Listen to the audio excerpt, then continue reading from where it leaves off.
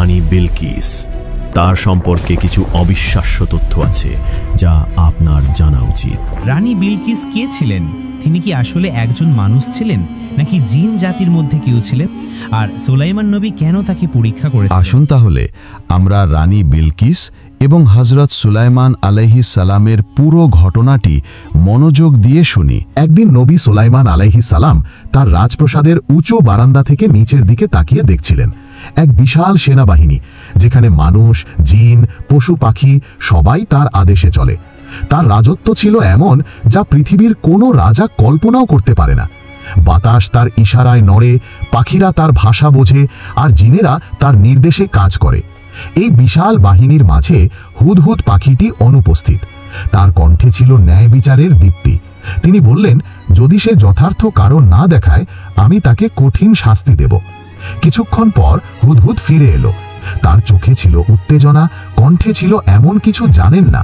আমি সাবা জাতির এক রানীকে দেখেছি, অগাধ ধন সম্পদ, কিন্তু তারা সূর্য পূজা করে, আল্লাহকে নয়।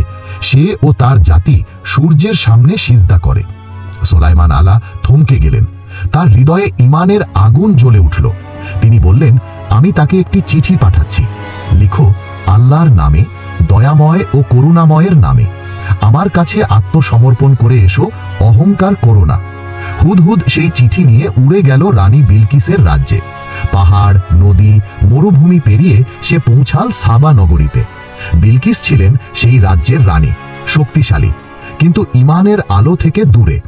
চিঠি হাতে পেয়ে বিলকিস থমকে গেলেন। তার চোখে ছিল বিস্ময়, মনে ছিল দ্বিধা। তিনি সভা ডাকলেন, মন্ত্রীদের বললেন, আমার কাছে এক চিঠি এসেছে। এতে লেখা আছে আমি যেন আত্মসমর্পণ করি। তোমরা কি বলো? মন্ত্রীদের চোখে ছিল যুদ্ধের আগুন। তারা বলল, আমরা শক্তিশালী, যুদ্ধ করতে পারি। কিন্তু বিলকিস বললেন, রাজারা যখন কোনো শহরে প্রবেশ করে তা ধ্বংস করে দেয়। আমি আগে উপহার পাঠিয়ে দেখবেন কি করে। উপহার গেল সুলাইমান আলার কাছে, সোনা, রত্ন, মূল্যবান বস্তু। কিন্তু তিনি বললেন, আল্লাহ যা আমাকে দিয়েছেন তা তোমাদের উপহারের চেয়ে অনেক উত্তম। আমি তোমাদের উপহার ফিরিয়ে দিচ্ছি। এরপর সুলাইমান আলা তার দরবারে বললেন, তোমাদের মধ্যে কি এমন কেউ আছে যে রানী বিলকিসের সিংহাসন আমার কাছে নিয়ে আসতে পারবে? এক জিন বলল, আমি সভা শেষ হওয়ার আগেই আনতে পারি। কিন্তু এক ব্যক্তি, যাকে আল্লাহ বিশেষ জ্ঞান দিয়েছেন, বলল, আমি চোখের পলকে তা এনে দিতে পারি।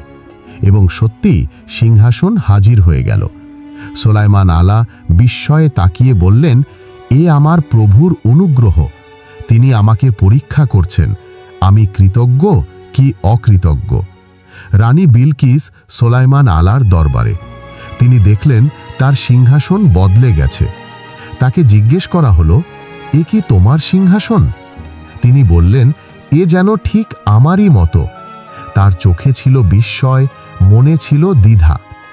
তারপর তাকে একটি কাঁচের মেঝে দিয়ে সাজানো একটি প্রাসাদে প্রবেশ করতে বলা হলো।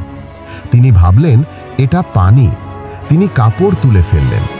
তখন সুলাইমান আলা বললেন, এটা কাঁচ দিয়ে তৈরি। এই মুহূর্তে বিলকিসের হৃদয়ে এক পরিবর্তন ঘটে। তার অহংকার, তার শক্তি, তার রাজত্ব সবকিছু যেন মুহূর্তেই ভেঙে পড়ল। তিনি বললেন, আমি সুলাইমানের সঙ্গে আল্লাহর কাছে আত্মসমর্পণ করছি, সকল জগতের প্রতিপালকের কাছে। ঈমান গ্রহণের পর বিলকিসের মধ্যে এক নতুন আলো জেগে ওঠে। ইসলাম গ্রহণের পর রানী বিলকিসের মধ্যে এক নতুন আলোর উন্মেষ ঘটে। তিনি শুধু একজন রানীই ছিলেন না, তিনি হয়ে উঠলেন একজন মুমিনা নারী। ইতিহাসবিদদের মতে হযরত সুলাইমান আলাইহিস সালাম তাকে ইসলামের শিক্ষা দেন এবং কিছু বর্ণনায় পাওয়া যায় যে তিনি তাকে বিবাহ করেছিলেন। এই বিবাহ শুধু রাজনৈতিক মিলন ছিল না, বরং দুই জাতির মধ্যে ঈমানের এক মজবুত বন্ধন তৈরি হয়েছিল। ইসলাম গ্রহণের পর বিলকিস তার রাজ্যে ফিরে যান। তবে এবার তার রাজত্বে সূর্য পূজা নয়, শুরু হয় আল্লাহর ইবাদত। তিনি তার জাতিকে তাওহীদের পথে নিয়ে আসেন। তার বুদ্ধিমত্তা, নম্রতা এবং সত্যকে গ্রহণ করার সাহস তাকে ইতিহাসে অমর করে রেখেছে। এই গল্প থেকে আমরা যে শিক্ষাগুলি গ্রহণ করতে পারি সেগুলি হল, অহংকার নয়, সত্যের সামনে তিনি মাথা নত করেছিলেন। আমাদের ভিডিওগুলো যদি আপনাদের ভালো লাগে তাহলে লাইক এবং সাবস্ক্রাইব করতে ভুলবেন না। কমেন্টে কিন্তু আপনার মতামত জানিয়ে যাবেন।